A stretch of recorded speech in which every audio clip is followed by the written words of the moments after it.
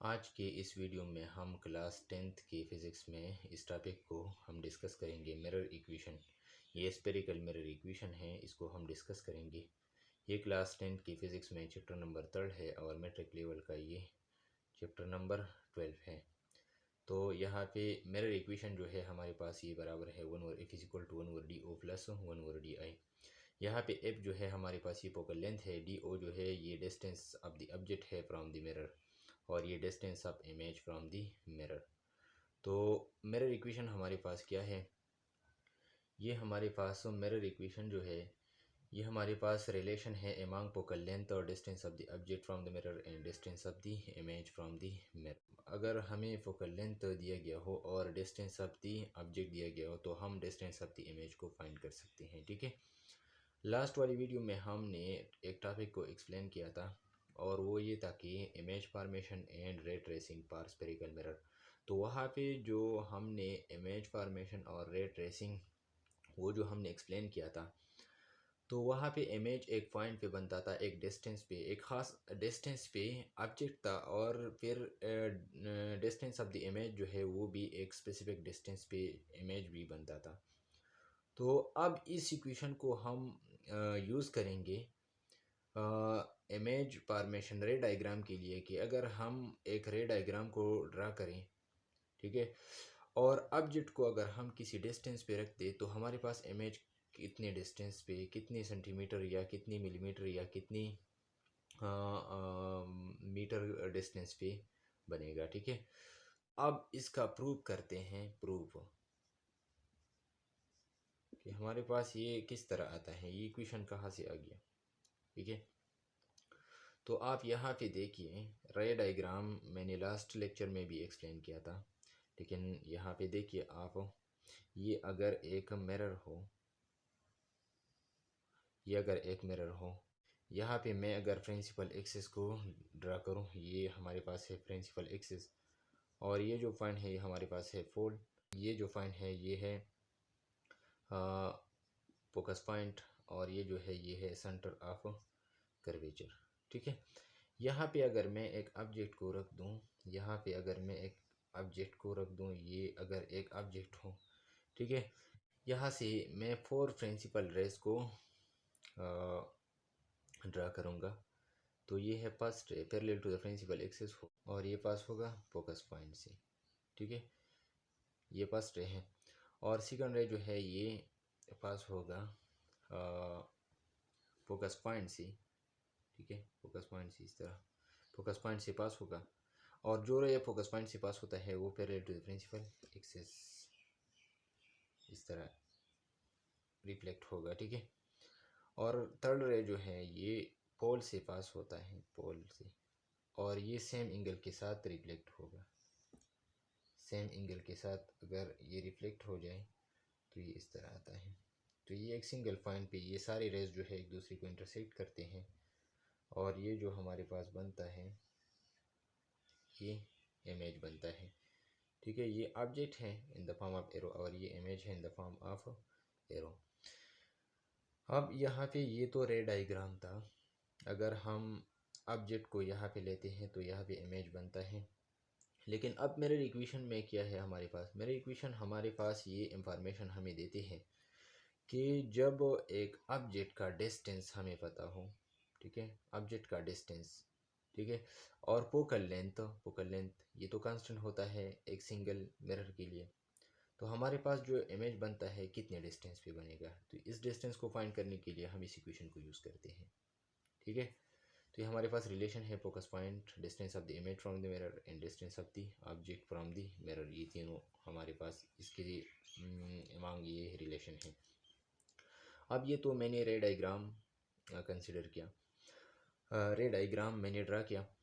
अब यहाँ पे इस रे के लिए ये जो रे है जो पोल से पास होता है, पोल से ये जो रे है पोल से पास होता है, और ये सेम एंगल के साथ ये रिफ्लेक्ट होता है। तो इस रे के लिए मैं एक सिंगल डायग्राम को ड्रा करूँगा। ठीक है, और जो रे फोकस पॉइंट से पास होता है और ये parallel to the principal axis इस तरह रिफ्लेक्ट होता है, इसके लिए भी एक सिंगल डायग्राम को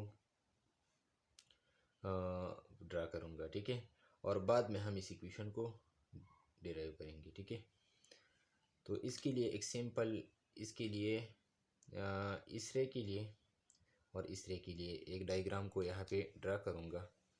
यहाँ पे देखिए हमारे पास ये अगर मिरर है, ठीक है, ये मिरर है,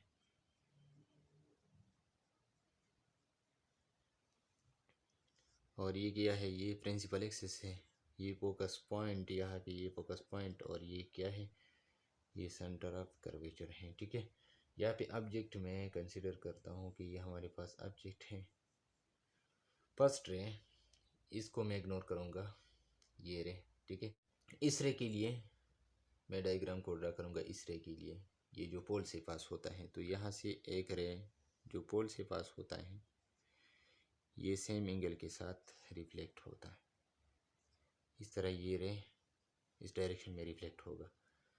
ठीक है, तो जो इमेज बनता है यहाँ पे, अगर ये इमेज हो, अब जो फोकस पॉइंट से पास होता है इसके लिए एक और डायग्राम आ जाएगा।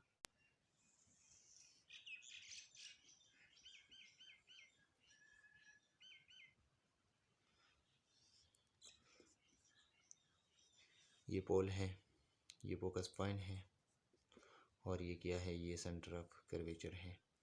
यहाँ पे जो ऑब्जेक्ट मैंने रखा है, यहाँ पे जो मैंने ड्रा किया था, तो इसके लिए यहाँ से एक और रे को यहाँ पे, फर्स्ट रे ये पोल से पास हो गया, और सेकंड रे जो है ये फोकस पॉइंट से मैं पास करूँगा, और ये parallel to the principal axis reflect होगा इस तरह। ठीक है, और यहाँ पे इमेज बनता है, तो ये जो है हमारे पास इमेज बनता है। ठीक है, तो अब यहाँ पे अगर हम देखें तो ये डायग्राम फर्स्ट रे के लिए और ये सेकंड रे के लिए, ये जो डायग्राम आ गया और ये जो डायग्राम, ये एक सिंगल रे के लिए, ये भी एक सिंगल रे के लिए। ठीक है, ये रे है जो पोल से पास होता है और सेम एंगल के साथ रिफ्लेक्ट होता है, और ये जो रे हैं जो फोकस पॉइंट से पास होता है और parallel to the principal axis इस तरह रिफ्लेक्ट होता है। तो इस रे के लिए ये डायग्राम और इस रे के लिए ये डायग्राम। ठीक है, अब इस डायग्राम को और इस डायग्राम को हम यूज़ करेंगे और इस इक्वेशन को डिराइव करेंगे। यहाँ पर देखिए ये जो एंगल बनता है, ये इस ट्राइंगल की तरफ देखिए, ये ट्राइंगल अगर ये ए, इसको अगर मैं ए कहूँ और इस पॉइंट को अगर मैं बी कहूँ, ठीक है, और ये पी है, ये अगर इसको मैं अगर ए प्राइम कहूँ और ये इसको मैं अगर बी प्राइम कहूँ, ठीक है, इस तरह ये अगर ए हो और ये बी, ठीक है, और ये अगर ए प्राइम कहूँ और इसको अगर भी हम ए प्राइम से बी प्राइम से रिप्रेजेंट करें। ठीक है, तो अब देखिए यहाँ पे, और इसको अगर मैं बी कहूँ इस पॉइंट को, अब ये जो एंगल बनता है थीटा आई और थीटा आर, ये दोनों सेम होंगे, थीटा आर। ठीक है, क्योंकि लॉज ऑफ रिफ्लेक्शन को यूज़ करते हुए हमारे पास ये इक्वेशंस, ये जो एंगल्स आते हैं ये दोनों सेम होंगे, और यहाँ पे ये जो एंगल है ये 90 के बराबर है, ये भी 90 के बराबर है। ठीक है, तो ये सारे के सारे एंगल्स जो है ये सेम है। तो ट्राइंगल पी ए बी और triangle P A prime B prime, ये दोनों हमारे पास सिमिलर ट्राइंगल हैं। तो सिमिलर ट्राइंगल के साइड्स के दरमियान जो हम रेशो लेते हैं तो हमारे पास सेम आता है। तो यहाँ पे मैं रेशो लेता हूँ इस साइड के और इस साइड के दरमियान। ठीक है, तो A B divide by A prime B prime, A B divided by A prime B prime, ये भी एक लाइन सेगमेंट है, ये भी एक लाइन सेगमेंट है, तो ये बराबर होगा A B over A prime B prime, तो ये P B divided by P B prime, P B divided by P B prime. ठीक है, ये हमारे पास इसका रेशो आ गया, ये इक्वेशन 1 बना। ठीक है, अब इस ट्राइंगल में देखिए ये और ये जो एंगल, ये एफ ए बी और एफ पी डी, ये दोनों ट्राइंगल जो है, ये ट्राइंगल और ये ट्राइंगल, ये दोनों ट्राइंगल, यहाँ पे ये दोनों वर्टिकल एंगल है और ये एंगल 90 के बराबर हैं। तो ये और ये भी कम्प्लीमेंट्री एंगल, ये भी सेम होंगे, ठीक है। ये एंगल, इस एंगल का ये कम्प्लीमेंट्री एंगल है, इस एंगल का ये भी कम्प्लीमेंट्री एंगल है, तो ये सारे एंगल सेम आते हैं, तो ये ट्राइंगल्स भी हमारे पास सिमिलर ट्राइंगल्स हैं, ठीक है। तो अब इसके दरमियान अगर भी हम साइड के दरमियान अगर हम यहाँ पे रेशो लेते हैं तो वो भी सेम आएगा। तो A B divided by P D, A B divided by P D, A B divided by P D is equal to F B divided by F P, F B divided by F P, ठीक है। ये equation 2 आ गया। यहाँ पे अगर हम देखिए तो ए बी पी डी जो है हमारे पास बराबर है पी डी, हमारे पास ये ए प्राइम बी प्राइम के बराबर है, ये अप्रॉक्सीमेटली एक दूसरे के इक्वल है, ठीक है। तो प्राइम्पेगर A prime B prime is approximately equal to P D के अप्रॉक्सीमेटली ये इक्वल है, ठीक है, ये साइड और ये साइड।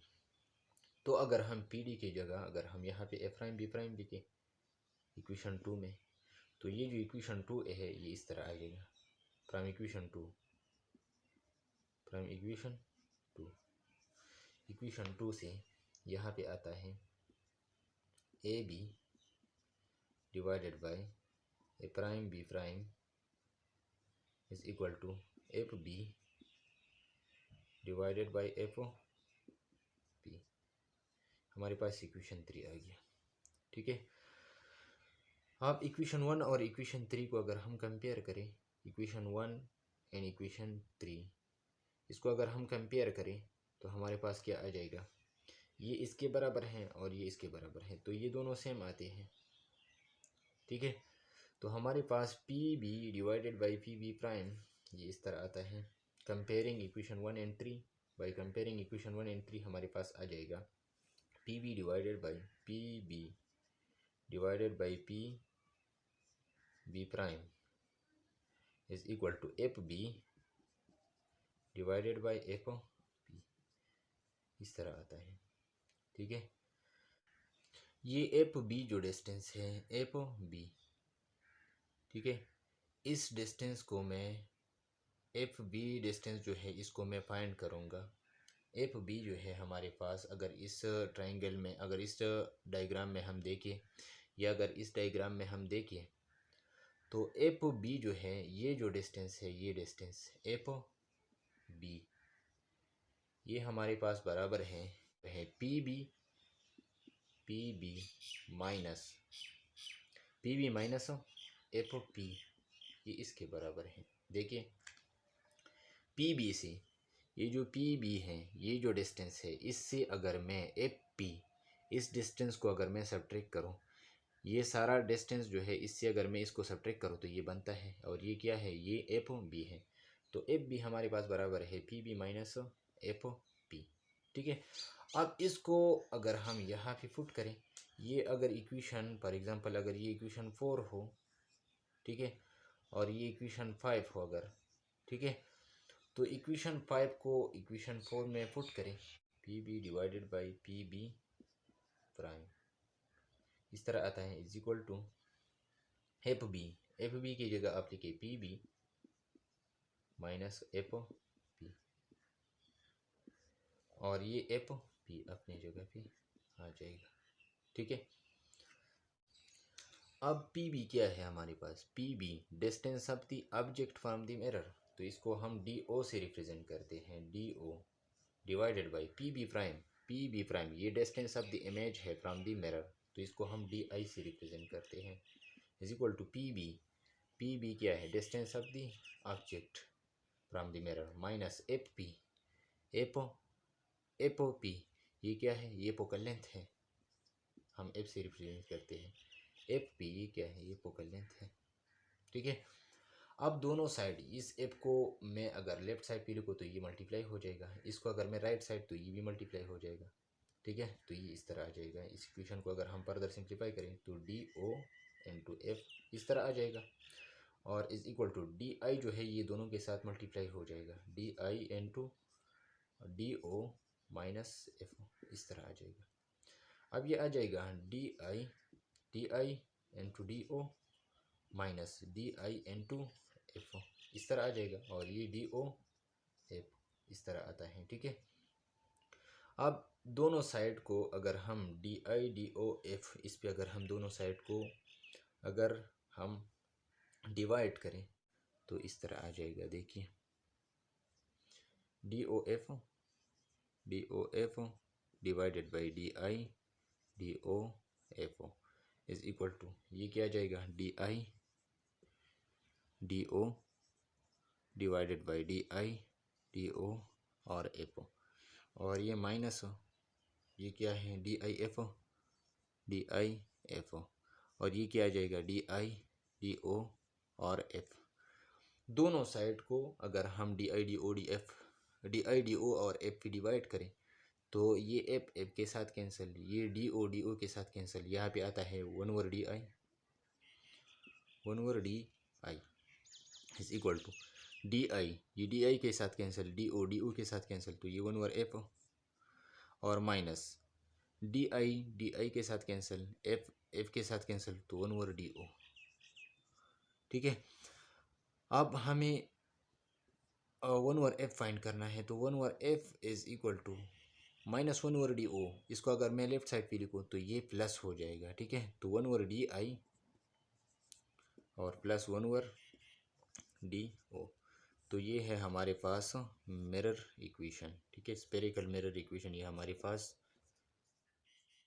This is